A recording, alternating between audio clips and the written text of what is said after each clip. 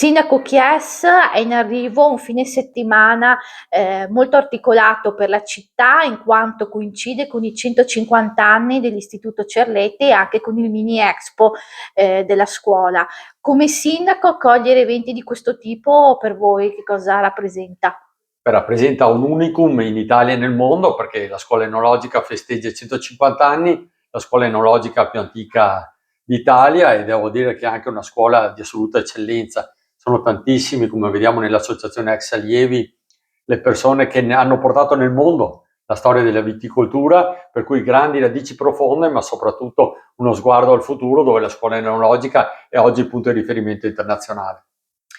Oggi si guarda al passato, ma anche il presente dell'Istituto Cerletti, e per il futuro di questa realtà che tipo di collaborazione ci sarà con la città di Conegliano? Per il futuro, tra l'altro, c'è in campo un grandissimo progetto da oltre 20 milioni di euro di interventi, per i quali è già stata passata la prima fase, cioè quella della progettazione, e devo dire che è una partnership fondamentale, dove il Comune